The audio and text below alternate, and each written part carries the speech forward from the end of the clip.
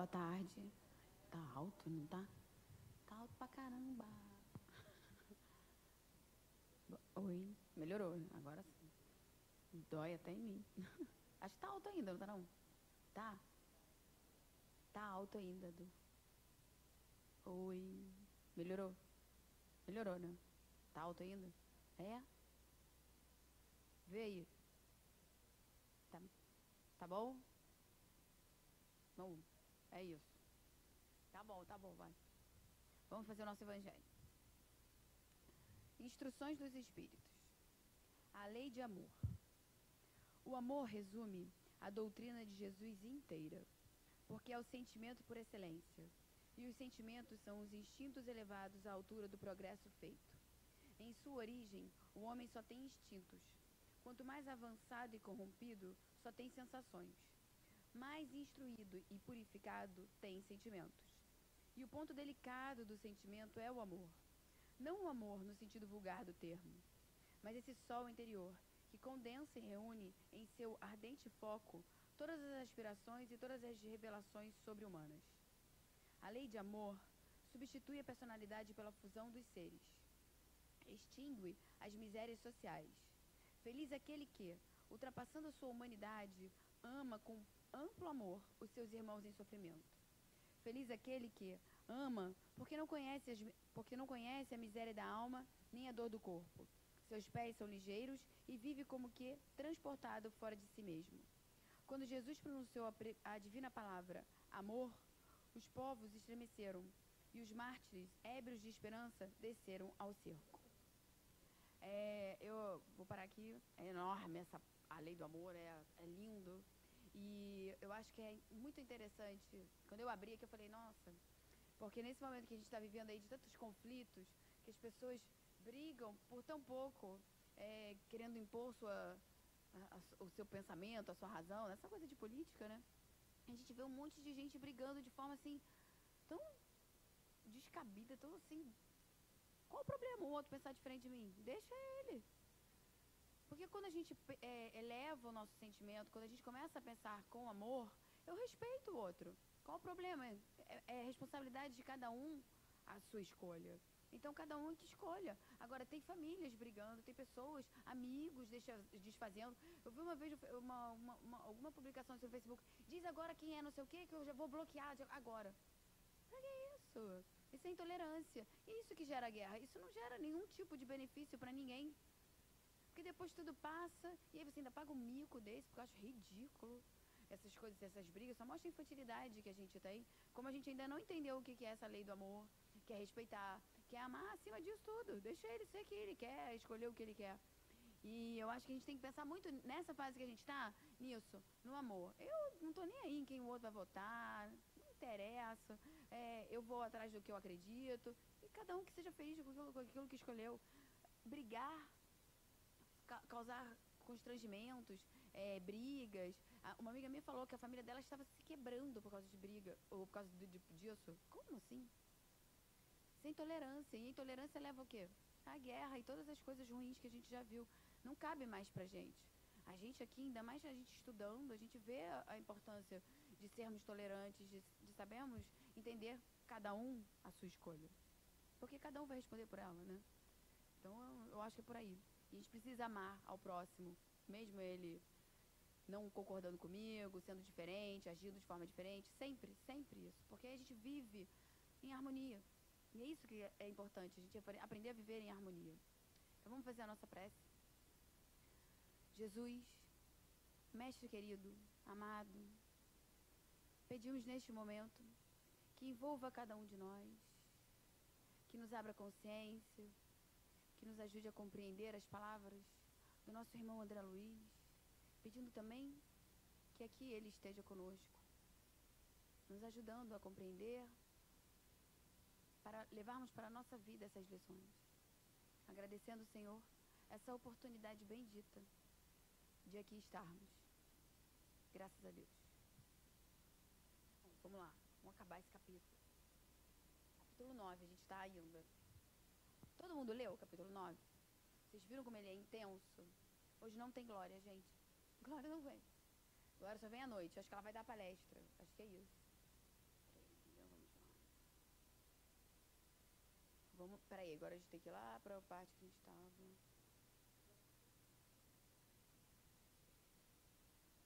Aqui, ixi, ficou horrível, gente. Meu Deus. Deixa eu vagar aqui, só para ler esse. Só para eu ler, pode ser? Porque senão nem eu enxergo. Aqui também é uma passagem mais, porque eles estão ali, né? Vamos voltar pra gente lembrar. Eles estão lá passeando, aí eles vão até o... Encontram o Félix no caminho e entram no gabinete dele. Todo mundo leu essa parte? E aí, eu achei interessante a irmã Damiana, né? Porque foi ela quem resgatou ele, o Félix. Por trás da poltrona singela salientava-se tela na qual a mão de pintor gravara o retrato de nobre matrona, em prece nas regiões inferiores. A venerável mulher elevava os braços para o céu púmblio. Conservava naquela obra de arte a lembrança de magnânima servidora do Cristo, desconhecida entre os homens, consagrada no mundo espiritual ao socorro dos corações, mergulhados nas trevas.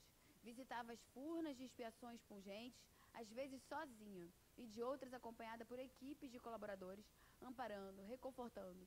Adotava criminosos desencarnados por filhos da alma. Infundia-lhes o ideal da regeneração, levantando-os e instruindo-os. Isso é fantástico. Eu achei interessante a gente conversar sobre ela, porque a gente sabe muito desses grandes espíritos que aqui estão, que passaram por aqui. A gente pede para Jesus nos amparar, nos socorrer. A gente só sabe os nomes, aqueles nomes famosos, né? Mas são tantos, e lendo os livros do André Luiz, a gente descobre tantos. E isso é bom para a gente ver a quantidade de espíritos bondosos que estão, e que eles fazem isso não socorrendo familiares, eles estão socorrendo por amor. Esse amor que Jesus falou pra gente, Lázaro, aquela passagem.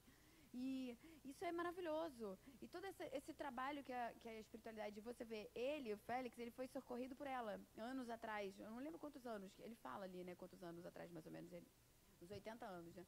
E quer dizer, eu achei legal a gente pensar nisso. Ele foi socorrido nas zonas umbralinas. Hoje ele estava ali com todo aquele amor, trabalhando como um espírito totalmente envolvido no trabalho fraterno, de socorro, de amparo. Quer dizer, todos nós temos a capacidade de transformação. A gente viu isso com o Cláudio, e Félix a gente sempre viu num patamar elevado. Agora a gente descobriu que ele também veio de lá. Ele também foi socorrido. E isso também faz com que... Eu acho que é interessante a gente pensar assim, como é que o sofrimento transforma a gente? Você saber tudo aquilo que você passou, como é que isso tudo faz com que a gente vá pensando e como a gente tem a chance de se transformar o tempo todo. Tanto aqui quanto lá, porque não é só aqui que a gente trabalha, né? A gente está sempre aprendendo. Lá a gente tem a facilidade de já sermos espíritos, já sabemos que não somos matéria, já está em outra... A consciência está mais ampla, então é mais fácil a compreensão. Aqui é bem mais difícil, porque aqui você fica naquela coisa, será que existe espírito? Coisa de fantasma, fica aquela coisa de o materialismo, que é complicado mesmo. A gente sabe que até esse caminho que a gente, até chegar aqui, nós aqui, a gente passou por um caminho de dúvida. Pode até ser que alguém já tenha nascido já pronto e sempre acreditou e nunca teve dúvida. Mas muitos acontece essa dúvida. Será que eu... Aí até você construir esse caminho, a gente sabe que é um caminho... E muitas vezes, muita gente vem aqui, toma passe, frequenta, mas não acredita muito. Só vai tomar o passe porque dizem que é bom, né? Você gosta de fantasma, não me fala não quero saber de nada disso, não se aprofunda. E aí fica no superficial. E aí acaba não fazendo essas transições. O irmão Regis explanou que, na espiritualidade superior, o sexo, esse capítulo, ele fala muito sobre esse almas irmãs. E muito sobre como é a visão espiritual sobre essa potência sexual que a gente usa aqui de maneira irresponsável muitas vezes. Então, por que eu e agora a gente resolveu esmiuçar ele? Porque são tantas informações e informações tão ricas que a gente poderia passar, fazer uma aula só e passar. Mas aí seria a gente ler o livro em casa. A gente perderia a oportunidade da gente discutir, da gente se aprofundar, da gente refletir sobre esse tema que está na vida de todos. Não tem ninguém que, isso não existe. Está na vida de todos. Se não está mais, já esteve, faz a gente refletir antes, já nos prepara para depois, porque a gente sabe que não para. A evolução é constante. O irmão Regis explanou que, Na espiritualidade superior, o sexo não é considerado unicamente por baliza morfológica. Eu achei isso aqui fantástico. Do corpo de carne, distinguindo macho e fêmea. Definição unilateral, que na Terra ainda se faz seguir de atitudes e exigências tirânicas herdadas do comportamento animal. Entre os espíritos desencarnados, a partir daqueles de evolução mediana, o sexo é categorizado por atributo divino na individualidade humana, qual ocorre com a inteligência, com o sentimento, com o raciocínio e com as faculdades outras. Quanto mais se eleva a criatura, mais se capacita de que o uso do sexo demanda discernimento pelas responsabilidades que acarreta. Aí ele continua, para a gente poder entrar nisso. Aí a Joana entra aqui. Eu botei porque eu acho que a gente tem que entrar nessa situação que ele falou. O inconsciente profundo traz marcas dos compromissos do passado, gerando medo e insegurança, gerando distúrbios e uma conduta dúbia. Uma para a sociedade e outra interna, mental, viciosa, vulgar, promíscua. Quando o indivíduo ele passou por determinadas experiências, em outras, como ele botou ali, em outras existências, e ele não conseguiu superar esses traumas, ele vem, ele encarna, aí, só que ele se veste para a sociedade. Aí o que ele faz? Aquelas pessoas que a gente vê que são muito puritanas. Aí ela condena todo mundo, ela fala de todo mundo, a pessoa se veste de um jeito, ela fala, aí o outro é assim, assado. Mas no interior dela, a podridão é ela. Tem muitos casos que a gente vê, que a gente descobre, né, que passa no jornal, que a gente já viu, desses pedófilos, que você nunca imaginou que o cara fosse, porque o cara era careta, o cara frequentava não sei o quê, o cara fazia o bem, era um cara super íntegro, e aí você não consegue enxergar. São essas pessoas que a Joana coloca aqui e que não conseguiram trabalhar essas situações de outras vidas, porque a gente sabe que a humanidade vem de uma história que a gente passou por momentos de escuridão, né? E ainda passa. E isso fez parte da evolução da humanidade. Quando a gente não trabalha esse inconsciente e esse almas irmãs, eu vejo assim como muito necessário, porque o sexo, se a gente for ver a história da humanidade, tem várias histórias muito pesadas. Se fez nisso, né? A parte de sedução, grandes poderes, como é que as pessoas agiam para conquistar as coisas, como é que as pessoas se envolviam umas com as outras, como era desequilibrante, e às vezes ainda é, para muitos ainda é, às vezes não, a gente vê casos bastante fortes ainda hoje. Então, quando ela coloca isso, o inconsciente profundo traz marcas dos compromissos do passado, gerando medo e insegurança. Se eu não tenho um amparo, se nessa vida eu chego aqui e a minha família ela é desequilibrada, aí a gente pode chamar quem? Cláudio. Cláudio, o que ele foi? Com certeza, a gente já sabe que todos eles têm uma ficha lá no Almas Irmãs. Todos eles eles marcaram um reencontro aqui para sanar essa situação. Então ele já tinha conflitos nessa parte sexual. Quando ele chegou aqui, ele encontrou uma família o quê? Que não o ajudou, que tinha mais desequilíbrio ainda. O que atiçou nele? Aquilo tudo que ele já tinha de conflitos que ele não conseguiu superar. Aí o que aconteceu? Ele vai para essa parte vulgar. Ele não consegue sair. Só que como eu vejo assim, como ele tinha essas duas potências, né? Ele não sabia ainda, ele vem para trabalhar aquilo tudo que ele se comprometeu no Almas Irmãs. A gente viu que todo o planejamento a gente faz, e ele vai falar isso aqui mais. Quando ele chega aqui, ele dá de cara com toda aquela dificuldade, aonde geralmente é exatamente aquela história do, como é que é? Calcanhar de Aquiles. A gente sempre pega naquilo que a gente tem de frágil. E aí foi lá, ele caiu. Só que na primeira oportunidade que ele teve, não vou dizer a primeira porque antes já apareceram outras, mas na oportunidade forte, ele conseguiu acordar. E isso ele conseguiu. Agora a Márcia não conseguiu. E aí a gente vai vendo que vai acontecendo isso com as pessoas à nossa volta. Qualquer ligação sexual instalada no campo emotivo engendra sistemas de compensação vibratória. Tudo que a gente fizer, ela vai fazer uma compensação. Se eu estou fazendo algo que seja equivocado, desequilibrado, essa energia que se cria vai ter uma compensação em mim. E o parceiro que lesa o outro até o ponto em que suscitou os desastres morais consequentes passa a responder por dívida justa. Todo desmando sexual danificando consciências reclama corrigenda, tanto quanto qualquer abuso do raciocínio. Quer dizer, O tempo todo, ele, nesse capítulo, ele está mostrando pra gente a responsabilidade que nós devemos ter com isso. E a gente passa a juventude, como eu acho que não é uma coisa que se trata da infância, o sexo, como é um tabu, como a gente não consegue trabalhar essa potência, a gente não consegue trazer ela como algo normal, que precisa ser conversado, que precisa ser elaborado, que você precisa saber como é que vai ser sua vida sexual, acaba acontecendo esses desequilíbrios. Se nós pudéssemos entender desde da infância, claro, a cada momento de acordo com a idade, um trabalho, você saberia como usar. Como nós não temos isso, a gente chega geralmente nas situações sem saber. E se eu já tenho desequilíbrios, como ela mesma colocou, eu me perco. Eu me perco facilmente. Vocês estão entendendo? Vocês estão com a cara pra mim? Isso é muito louca. Eu tô muito louca? Se eu estiver viajando, vocês podem falar, tá? Até o ponto que suscitou o desastre. Tá. Isso eu acho muito interessante, porque quando eu começo a entender que as responsabilidades que eu crio todas vão refletir, eu vou acertar com aquele outro. Mas tudo que eu acerto com o outro, ela está refletindo em mim.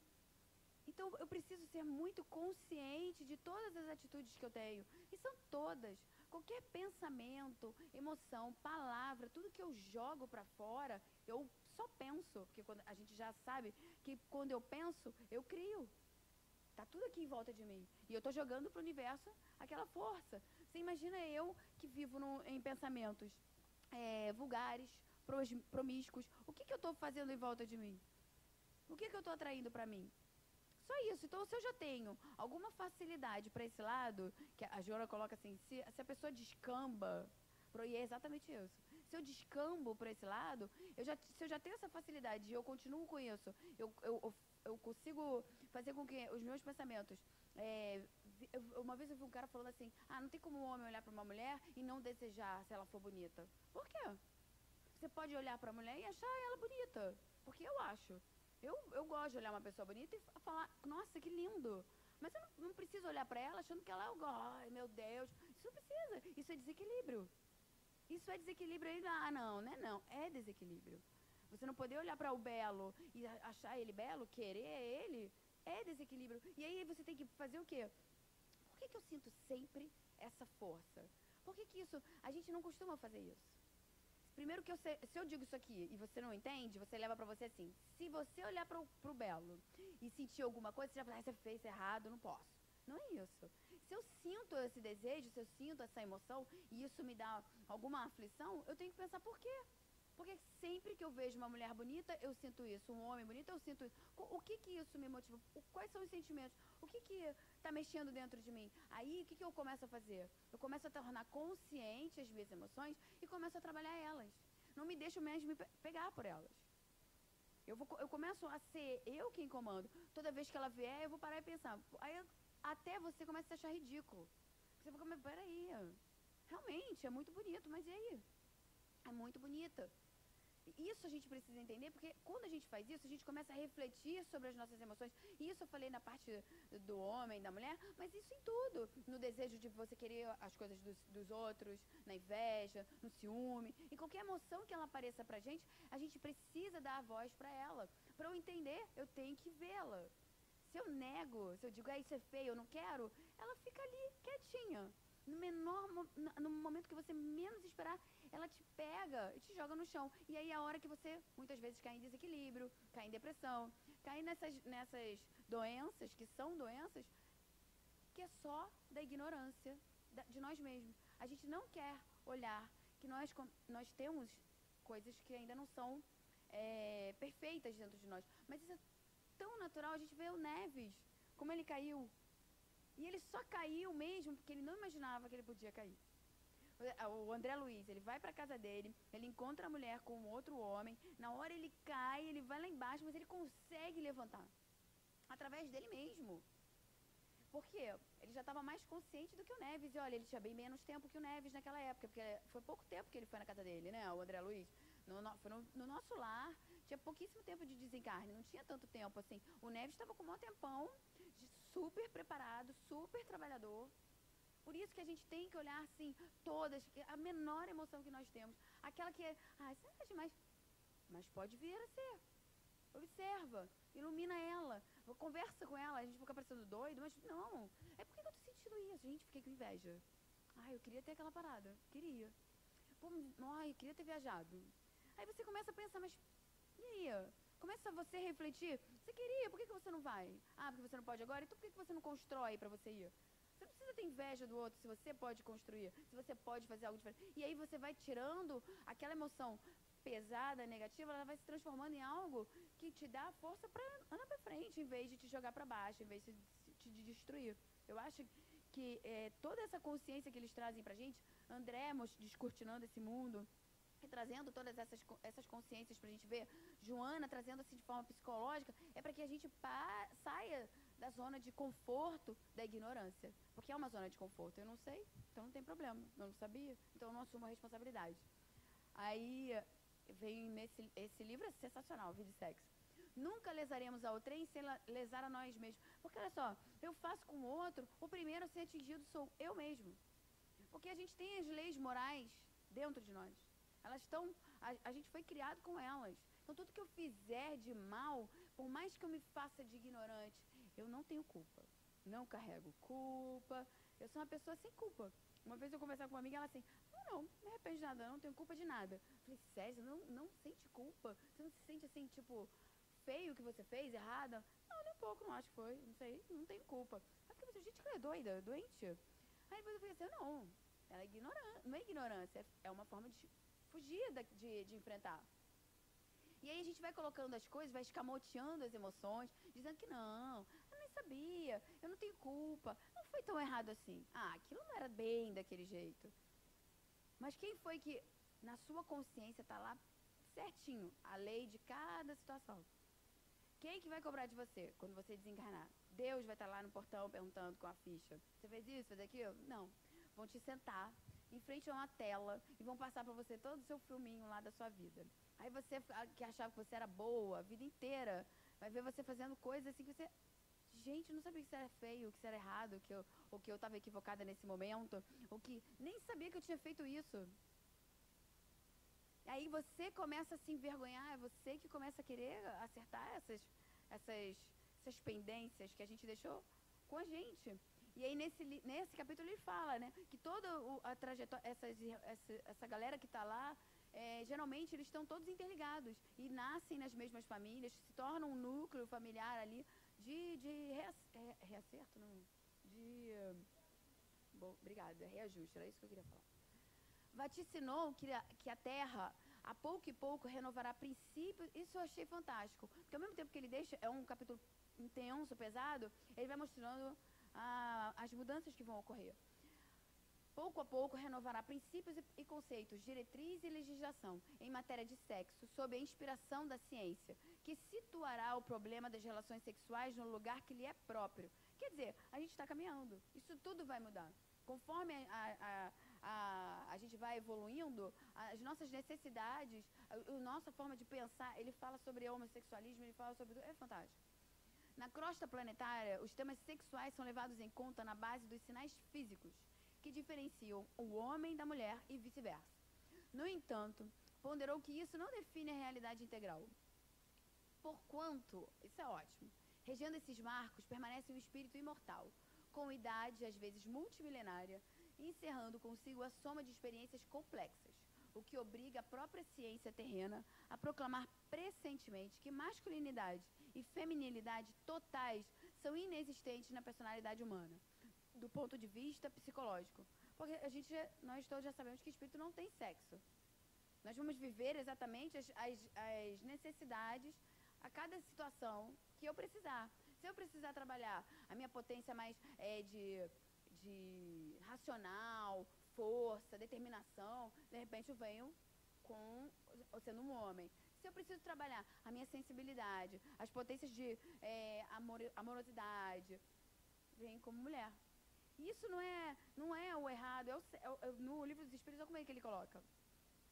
Ih, meu Deus, não coloca.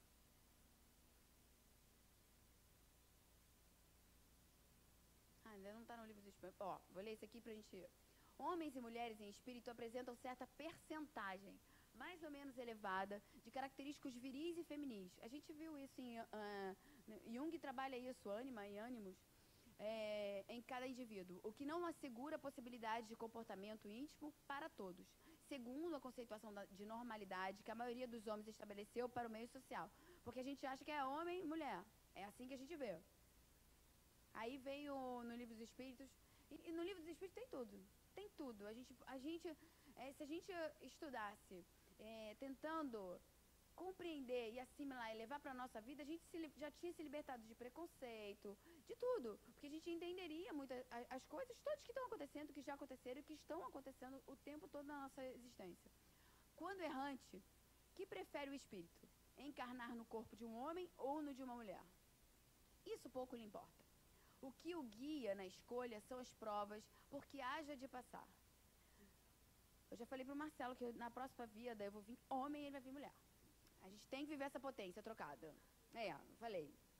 Falei pra ele que precisa. Vou combinar com a espiritualidade. Os espíritos encarnam como homens ou como mulheres, porque não tem sexo, visto que lhes cumpre progredir em tudo. Cada sexo, como cada posição social, lhes proporciona provações e deveres especiais, e com isso o ensejo de ganhar experiências. Aquele que só como homem encarnasse, só saberia o que sabem os homens. Viu, Marcelo? Viu? Então não é. Vamos todos trocar as potências, os polos vão trocar. E a gente já deve ter trocado várias vezes, gente que não sabe. Mas eu acho, eu falei pra ele isso, eu acho que tem aquela parte assim, eu acho que tem aquela parte assim, claro que o espírito, eu penso assim, não sei se é bem assim, mas eu acho que é. Eu me identifico mais com a mulher. Aí eu vou vir algumas existências, quantas forem necessárias, como homem. Mas eu tenho essa identificação. E aí quando eu desencarno, eu volto a ser aquilo que eu tinha aquela maior identificação. Eu acho que é por aí. E a mesma coisa o outro lado. E aí dizem que Chico, né? Foi muitas vidas mulher e poucas homem. E ele tinha, por isso ele era tão sensível e tão amoroso. Chico é fofo. Aí ele coloca assim, eles perguntam eles estão numa conversa, né? Tá ali o Neves, aí o Neves pergunta sobre, acho que é o Neves, sobre a homossexualidade. Félix demonstrou que inúmeros espíritos reencarnam em condições inversivas, seja no domínio de lides expiatórias ou em obediência a tarefas específicas, que exigem duras disciplinas por parte daqueles que as solicitam ou que as aceitam. Interessante isso, né? A gente imaginar, porque eu aceito, e aí eu venho pra cá, e eu sei dos desafios, que foi como eu falei, eu preciso trabalhar essa potência masculina, só que eu me identifico muito como mulher. Aí como eu tenho que trabalhar essa potência, eu venho, mas eu venho com essa parte, sabendo que exigem duras disciplinas por parte daqueles que as solicitam e que as aceitam. A pessoa sabe, o espírito sabe, ele não cai aqui assim, não seria justo.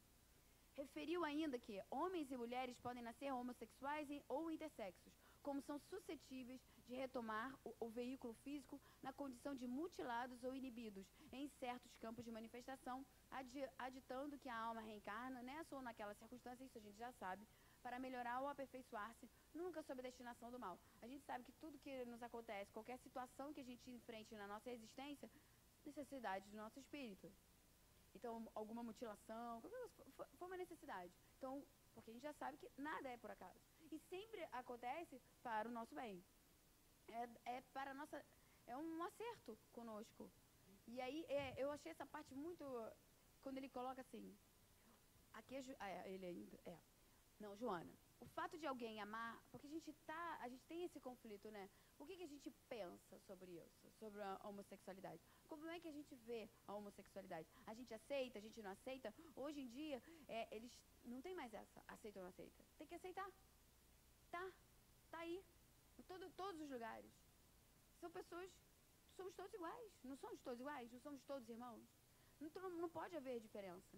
O que eu escolho não pode afetar. É o que eu estava falando do voto, dessas coisas, das pessoas ficarem falando de voto e brigarem por isso. Isso é intolerância. E o que leva à intolerância? A guerra, a destruição, a nada. Aí a gente gente vê que, por que as pessoas vivem brigando? Porque elas não sabem aceitar o outro como ele quer ser, como ele pensa, em quem ele quer votar, o que ele quer comer, não quer. As pessoas querem impor a sua vontade. Eu não aceito isso, gente, isso é ignorância. E eu acho que cada vez está mais evidente isso para que as pessoas aceitem. É uma transição que nós estamos passando, é uma transição e que a gente, ela coloca aqui de uma forma muito... O fato de alguém amar outrem do mesmo sexo não significa distúrbio ou desequilíbrio da personalidade, mas uma opção que merece respeito. Tudo merece respeito. As pessoas, por elas se amarem, a gente não vai... Porque eu não aceito, não está certo, homem com homem, mulher com... Gente, o que não está certo é você ferir os outros. É você fazer mal. Agora, amar, você ama quem você quiser. Você vive como você quiser. A sua casa, a sua vida pessoal é sua. Por que eu tenho que olhar para o outro e sentir qualquer tipo de aversão? Essa aversão está dentro de mim. Eu sou intolerante. Eu não quero aceitar o que está ali na minha frente. E eu não tenho que aceitar, porque aquilo ali é. É assim que, quando a gente começar a ver, e né, no Evangelho isso aí, a lei do amor, ele fala exatamente isso. Quando nós começarmos a nos vermos como irmãos, todos iguais, todos com os mesmos direitos de viver, de escolher a sua vida. Mas a gente não escolhe a nossa, cada um aqui não escolhe o que quer viver, como vive, o que veste, o que sai. Por que os outros não podem? Por que as pessoas que têm algum tipo de escolha diferente da nossa é errada? Isso é intolerância, isso é ignorância. Aí Joana, cabe aos indivíduos a vivência da ética moral. Ela coloca que o problema não está na homossexualidade, está na ética. E a ética moral não entra só para os homossexuais. A gente vê promiscuidade em hétero. E muito. Todos os que a gente está estudando são héteros. E a gente vê que o que está rolando ali é promiscuidade pura. O pai na filha, o outro enganando a esposa, namorando a secretária, depois descobre que a secretária não, eu acho que a Marita trabalhava no escritório. Hã? Mas ela trabalhava no escritório. Ele que botou ela para ser acompanhante. Aí ele descobre que o filho namora com ela diz pra ele que ama o filho, e ele passa a odiar o filho. E é isso, a gente está falando de quem? De homossexuais? São eles os doentes? O que é isso? A doença não está na escolha sexual que eu tenho. Está na mente pervertida, na mente equivocada, desequilibrada, cheia de coisas do passado, cheia de equívocos, de coisas que falavam pra gente que isso é errado, isso é feio, isso não pode, é pecado, é doença. Gente, essa é a maior ignorância que pode existir na vida. E quando a gente levanta bandeiras que isso é proibido, isso é feio, isso é errado, acontece na sua casa. Porque é pra você aprender. A gente vê isso acontecer. E aí as pessoas lutam contra aquilo tudo, se rebelam, sofrem uma existência inteira, porque não aceita o outro. E seria tão fácil aceitar. De repente, vários conflitos que o outro cria, ela fala sobre isso aqui, é muito mais para te ofender e te ferir, para ver se você para com aquilo ali. E se você não tivesse aquele tipo de conduta negativa, não teria nada disso. Se você fosse amorosa, a gente vê muito isso, as pessoas assim. Ela fala sobre isso, Joana. Cabe aos indivíduos a vivência da ética moral, deixando-se inspirar pelo amor real e sublimando os sentimentos. Quando essa meta não é conseguida, o afeto e o respeito devem constituir recursos valiosos para a parceria, evitando-se promiscuidade. O comportamento exótico e provocador, que caracteriza transtorno da emoção, aqui ela já está falando daquele tipo que ele quer ser agressivo à sociedade. Ele quer impor de alguma forma, e geralmente de uma forma grotesca, aquilo que ele é. Não é necessário. Não é necessário. Aí você se perde, é exatamente o que ela fala. Contra a sociedade, que afinal, ela aqui, que caracteriza transtorno da emoção. Geralmente esse tipo de indivíduo não teve amparo em casa, não teve uma família que o amparasse, aí ele se vira contra a sociedade, porque ele já tem uma raiva ali dentro dele da família e de todos que não o compreenderam, que ele faz o quê? Ele joga pra sociedade. E aí ele quer transgredir, ele quer gritar. Na verdade, ele queria gritar pra mãe dele, aquilo tudo, aí ele quer, quanto mais ele ofender, quanto mais ele puder, ele faz. E aí isso aí é exatamente o que a Joana falava. Transtorno, é um transtorno. não é necessário. Não, nada disso é necessário. Tudo que agride aos outros é desequilíbrio. E se é desequilíbrio, aí sim é uma doença. E não é uma doença de escolha sexual, é uma doença mental. É completamente diferente.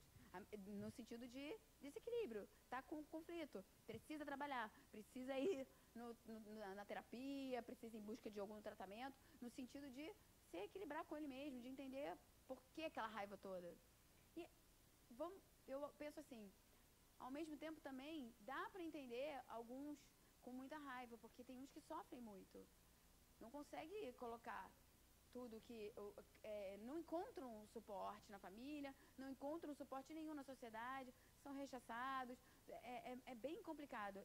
Vou te falar, eu acho que é um conflito muito grande. Essas pessoas... Dele, muito, exatamente. Eu estava estudando sobre isso e exatamente falava sobre isso. Que é tão complicado você, quando começa a descobrir que tem algum interesse pelo mesmo sexo. E aí, como é que isso vai ser? Como é que eu vou ser feliz?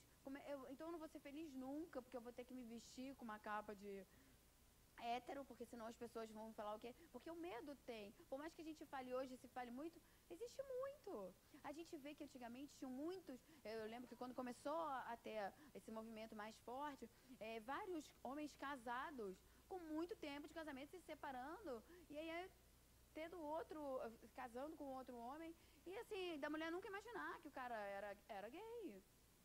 Por quê? Porque era a sociedade que impunha ele, e ele também, aquele medo todo, aquele... que é normal, a gente entende, a gente julga, a gente olha, a gente fala. Esse livro, ele traz pra gente essa consciência. Para de julgar. Não leva ninguém a nada o julgamento. O tempo todo ele está colocando pra gente, toda hora ele traz um exemplo, uma situação, para que a gente possa perceber que a gente está equivocado quando a gente julga. Porque, na verdade, a gente não conhece a essência de ninguém. Então, eu virar e falar, esse fulano é gay, que não sei o que, não sei o que. Você não sabe quantas vidas ele foi mulher, você não sabe como é que é aquela potência dentro dele, como é que ele sabe resolver isso, todos os conflitos. A gente tem que olhar para as pessoas sempre, sejam elas quais forem, com compaixão. Com compaixão. Porque isso muda toda tudo na sociedade, na nossa vida, para essa raiva toda.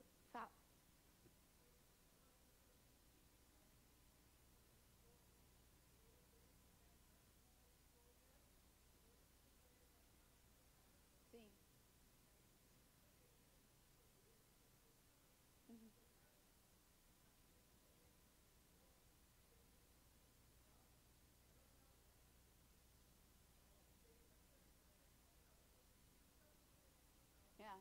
Sim. Joana fala isso.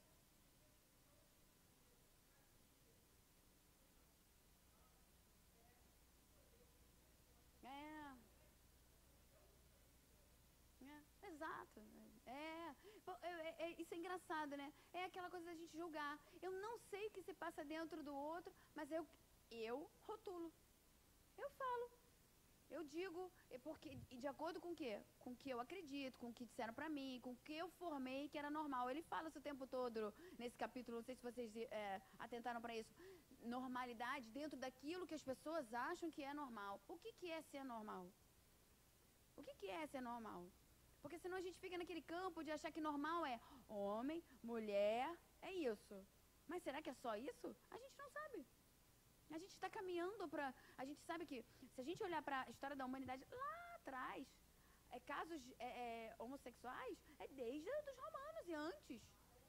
E muito. Muito. Então, assim, eu ouvi uma vez... Não vou falar não, porque, né, outras pessoas falam, eu não falo, eu não vou falar não. Mas foi um caso de... Não sei se é verdade, aquele que o centurião vai falar com Jesus pelo servo dele, pedir para curar o servo dele. E aí, acho que foi o Luiz Mário que falou. E que era... Que eles eram para um centurião e pedir pelo servo, pelo escravo, era muito estranho. E que eles eram amantes, aqueles dois. Não sei, eu ouvia. Mas a gente sabe que em Roma havia muito isso. Muito. Exatamente. Então, assim, a gente sabe que a história da humanidade, gente, não foi feita de santos. As pessoas se vestiam com capas. Hoje, nós vamos descortinando essas capas. Hoje elas estão saindo e aí chocam, porque a gente estava acostumado com a mentira, com tudo escondidinho. Você soube do fulano? A gente vivia assim, a fofoca. Hoje o fulano tá saindo, né, que diz sair do armário. Eu quero ser feliz, e ser feliz é eu dizer que eu sou, então eu vou ser. Porque isso acaba com muita coisa, acaba com promiscuidade, acaba com mentira, acaba com falsos relacionamentos. As pessoas casam achando que estão casando com... Mas não, é só pela aparência. Só pelo... Eu preciso ter uma mulher, porque senão vão dizer, e eu sou um cirurgião famoso, eu sou não sei quem, e eu preciso desse status. Hoje, não tem mais isso. E isso, sinceramente, é ótimo. Porque acaba as ilusões. Porque aí a pessoa casa com a outra achando que o cara ama ou a mulher ama. E na verdade não era nada disso. Era muito mais para se apresentar à sociedade de uma forma normal, dita normal. Que não é bem assim. A gente tem filho, a gente fica assim, mas eu não quero que meu filho, eu não quero meu filho. Eu achei uma historinha muito boa que eu botei, ó, a galinhazinha conversando. Olha, eu aceito a sua escolha. Ela levanta a bandeirinha, depois ela joga fora, agora esconde. Né? A mãe com o filho. Não fala isso pra ninguém. Tá tudo bem, mas ninguém precisa saber que você é gay. Tá? Eu te amo, mas você precisa se vestir que nem mulher. Não precisa fazer isso, não precisa fazer aquilo. Você começa a querer colocar, né, dentro da caixinha que pra você não passar vergonha. E deve ser um conflito muito difícil pra mãe também. Não vamos desmerecê-la. Mas assim, pro pai também. É um conflito, mas que precisa ser enfrentado. E quanto mais a gente enfrenta de forma normal, de uma forma querendo entender o outro, com amor, mais fácil se torna. É muito pior a guerra. Porque ele sai de casa, ele começa, de repente, até querer te ofender ou fazer alguma coisa. Ou você não pode mais ajudar, porque a gente sabe que o mundo fora de casa, para o homossexual que não tem um amparo, é difícil. É complicado. Eu não lembro agora, tem uma história que é bem legal, se eu lembrar eu vou contar.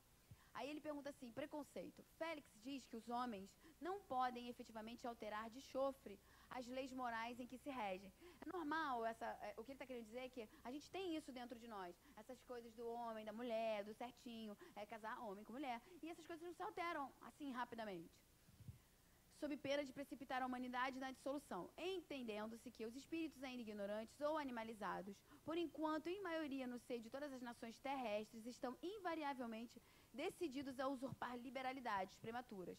Porque ele está usando os dois lados, vocês entenderam? Ele pega a espiritualidade que está aqui, doida para botar fogo, né? A que está desencarnada, então ela espera só a gente dar um mole. O mole que a gente dá, ela vai lá entrar para poder insuflar, trazer a guerra, trazer a desordem, trazer tudo. Então, as coisas têm que vir aos poucos, com tranquilidade. Aos poucos, a humanidade ela vai entendendo, ela vai fazendo processos de aceitação, de compreensão, e aí vai se alterando todas essas possibilidades e todo esse mundo novo que está se desenhando para a gente. Não tem jeito. Estão invariavelmente, quem ainda não aceitou, então aceite. Eu te dou esse conselho, porque não tem jeito. Cada vez mais, isso é evidente na nossa vida, cada vez mais nós vemos isso acontecer, então é melhor a gente aceitar, porque a gente anda com mais tranquilidade. E usurpar liberalidades prematuras para converter os valores sublimes do amor em criminalidade e devassidão. Ele está falando da espiritualidade. Acrescentou que no mundo por vindouro, isso é maravilhoso, os irmãos reencarnados serão tratados em pé de igualdade, no mesmo nível de dignidade humana, reparando-se as injustiças já sacadas há séculos, contra aqueles que renascem sofrendo particularidades anômalas, porquanto a perseguição e a crueldade com quem são batidos pela sociedade humana lhes impedem ou dificultam a execução dos encargos que trazem a existência física, quando não fazem deles criaturas hipócritas. Vamos parar aqui. Primeiro, ele mostra pra gente o que está vindo por aí. No mundo por vindouro, os irmãos reencarnados serão tratados em pé de igualdade. É isso que nós estamos tendo na nossa mente. Somos todos iguais. Não importa qual seja a sua opção. Seja ela qual for. Religiosa, sexual. Somos todos iguais. Se a gente bota isso na nossa cabeça, a gente já para de achar que a gente é melhor do que o outro. Porque eu não tenho conflito. Esse conflito aí, pelo menos, eu não tenho. Somos todos iguais. Aí ele coloca aqui, ó. Essa parte eu achei sensacional. perseguição e crueldade com que são abatidos pela sociedade humana lhes impede ou dificulta a execução dos encargos que trazem à existência física. Eles já vêm com uma taxa de peso alta.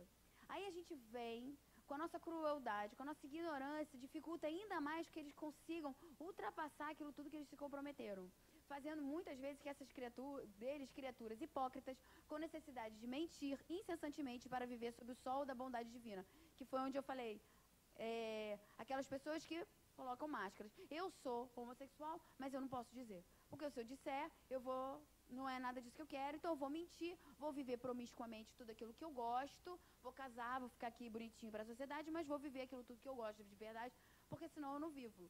E é isso que a gente faz quando a gente nega, quando a gente bota para o lado, quando a gente exclui.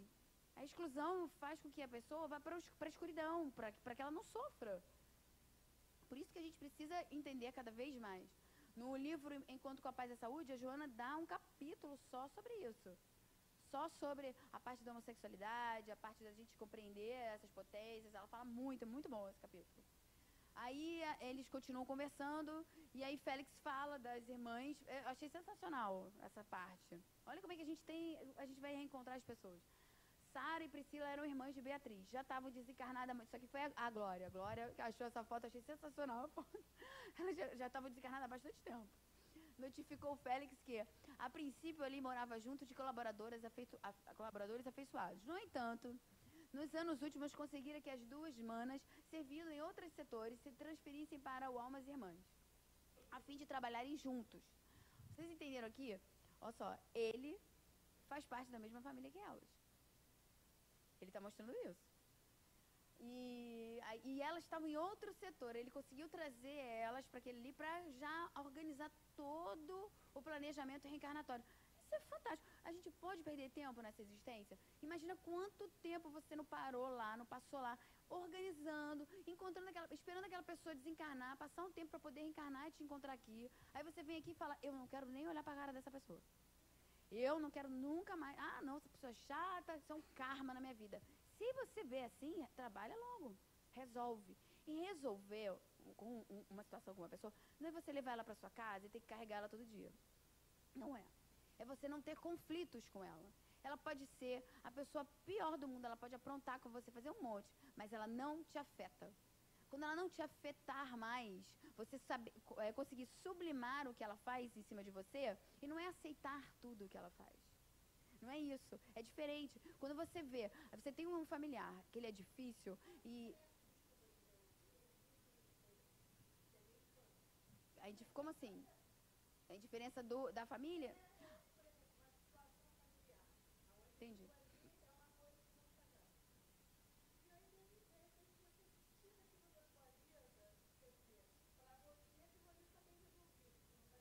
Sim. Sim. Uhum. Sim.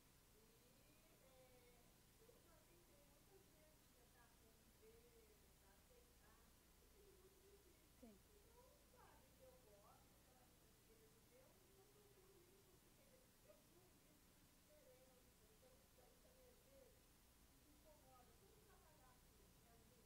Então, eu vejo assim, as pessoas difíceis, a gente começa a realmente... O que você fez é o que eu faria. Eu faria exatamente a mesma coisa. Eu não vejo como indiferença, eu vejo como uma proteção. Você já sabe que aquela pessoa ali não é complicada com você. E que vocês têm diferenças fortes, que não tem como conviver. Agora, eu faria exatamente isso que você fez. E eu não acharia que eu estaria sendo indiferente. Eu não acharia que eu estaria sendo indiferente, sabe por quê? Porque por que você vai conviver diretamente com ele se ele te faz mal para criar conflito? Não precisa. Então, para quê? Você conseguiu construir, e se não te afeta isso, estar longe, viver dessa forma, você resolveu o conflito. E quando você encontrar ele, você ser amorosa, você resolveu. É exatamente isso que a gente tem que fazer. Agora, a pessoa pega a pessoa e carrega a vida inteira, fica xingando ela a vida inteira, que é meu karma, vou ter que suportar, eu não aguento mais. Você não trabalhou. Você fez o quê? Você achou que aquilo era um pacote que você tinha que levar. A gente não tem que levar ninguém a não ser nós mesmos. a não ser nós mesmos. É isso que a gente vê o tempo todo. Joana fala isso o tempo todo. Por que ela bota o autocura? Porque eu não tenho que curar ninguém, sou eu. Então, quando eu começo a perceber que fulano me faz mal, mas assim, eu não preciso xingar, excluir, falar mal dele. Eu simplesmente evito. Aí, quando eu encontro, eu sou agradável, eu gosto, eu até chego a gostar. Mas, porque não tem mais conflito. Eu não quero impor minhas verdades, ele não quer impor as verdades dele, porque você aprendeu a viver. É exatamente isso que a gente tem que... É um eixo que te dê equilíbrio. Porque, na verdade, a família está aqui. Ela está em volta de mim. Mas eu preciso trabalhar os conflitos com essa minha família. Preciso. Não tem, a gente viu isso ele falando o tempo todo. Eu preciso trabalhar esses conflitos. Mas trabalhar conflitos não é carregar fardos. Não é. Carregar fardo é quando eu me acho muito importante. Então, só eu que salvo todo mundo, vou carregar porque é o meu fardo. Não. Você está se vendo como muito importante, como necessária aquele ali. E às vezes não. Às vezes a sua indiferença, como você colocou, vai fazer com que ele cresça e observe. Por que ela se afastou? O que eu fiz que pode ter feito isso? Será que tá bom assim? E aí ele começa a fazer um processo. Por mais que você não veja, por mais que a gente não veja o processo do outro, estamos todos fazendo. Estamos todos fazendo. E essa falta até faz mais ainda. Aí começa a refletir. Isso, você fez exatamente.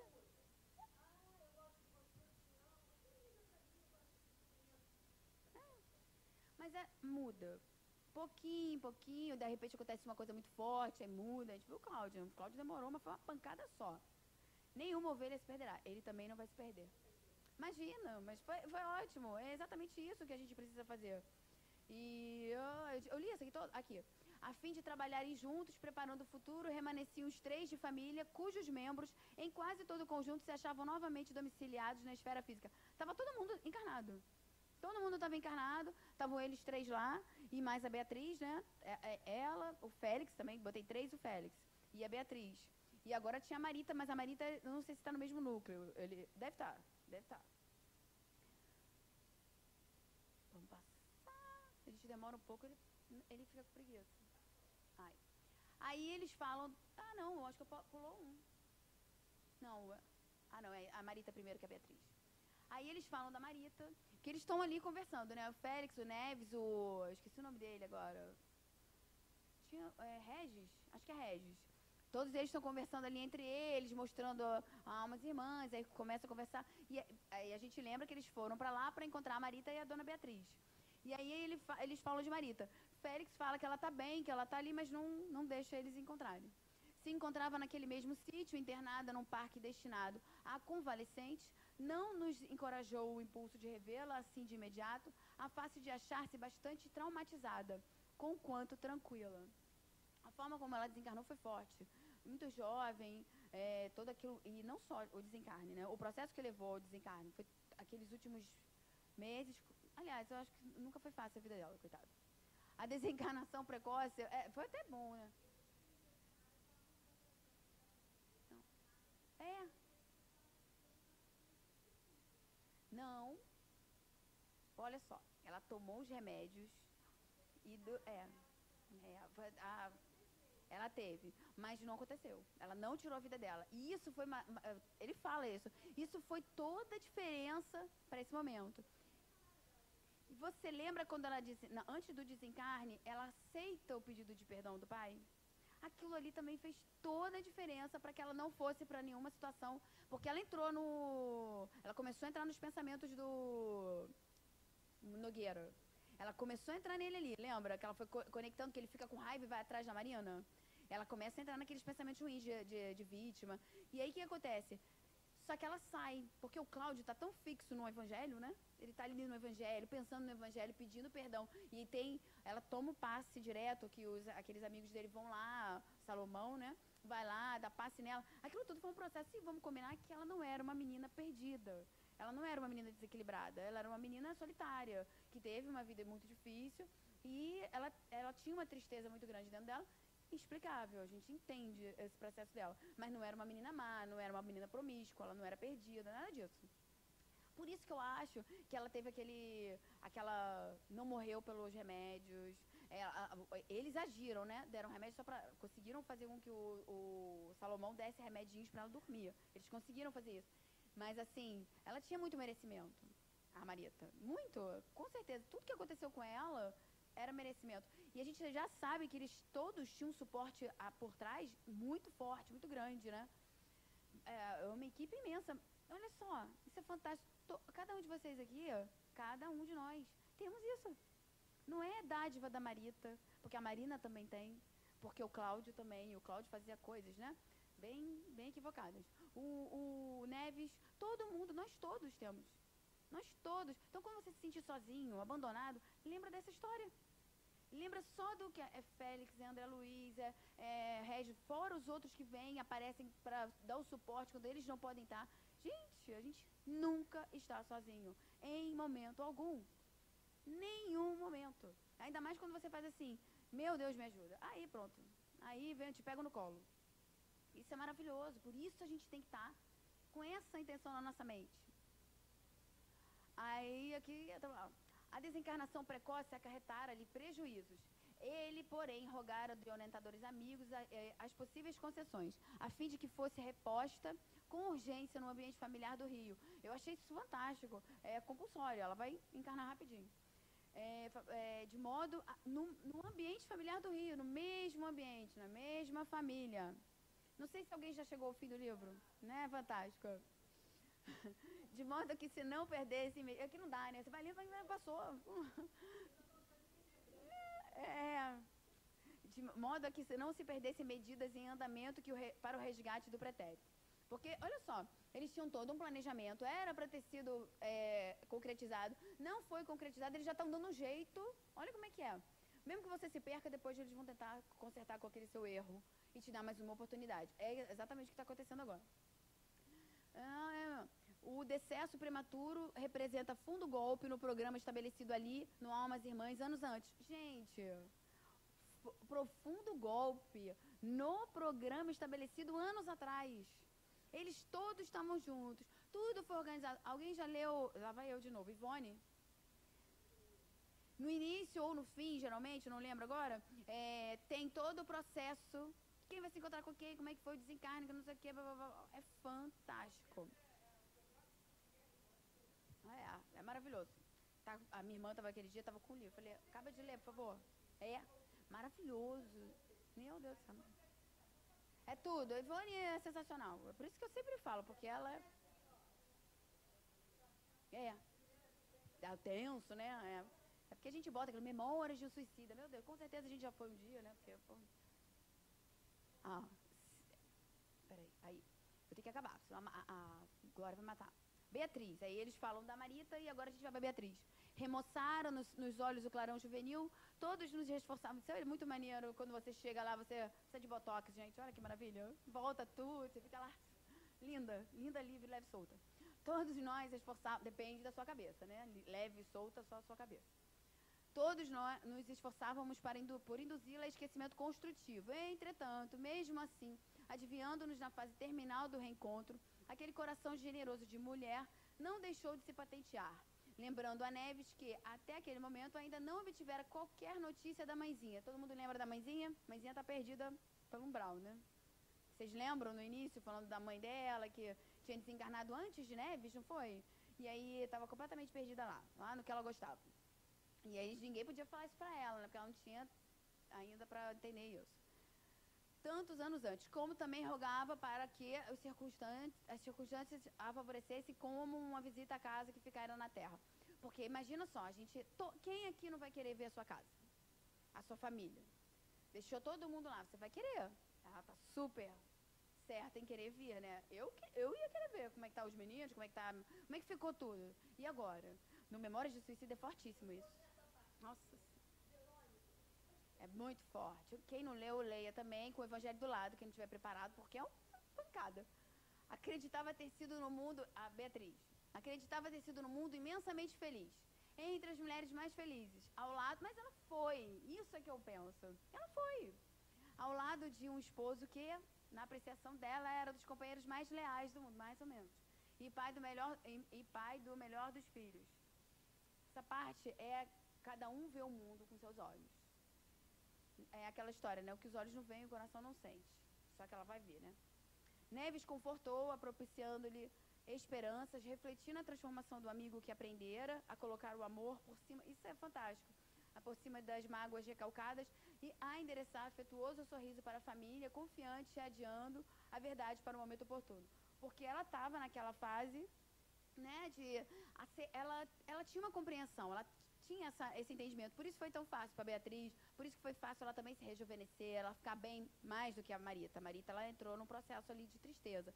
A Beatriz não, ela entendeu que ela estava ali, ela encontrou o pai dela, ela ficou feliz. Só que ela quer encontrar, ela quer matar essas curiosidades dela, como é que tá minha mãe e cadê a minha família, eu queria ver. E aí a gente vai botar em cenas dos próximos capítulos que vão ser intensos. E graças a Deus acabamos o capítulo 9, Senhor. Alguém quer fazer a prece? Não, ninguém quer. Eu vou escolher. Quem faz isso? Nelson. Nelson faz isso. Você, vem aqui. Ainda bota pra vir na frente. Falei, gente. Glória fez isso? Glória tá terrível. Vamos lá. Jesus, Senhor, Mestre, agradecemos. Agradecemos a oportunidade, os ensinamentos, as palavras, o descortinar desse mundo espiritual, de tantas coisas que nos ajudam, Senhor, a viver melhor, mais livre, mais consciente. Pedimos que nossas consciências possam utilizar esses ensinamentos. Usem, façam as transições, que possamos andar cada vez mais livres de todos os preconceitos, de todos os erros, de tudo. E assim, nos tornar luz. Fica conosco, Jesus, hoje e sempre. Graças a Deus.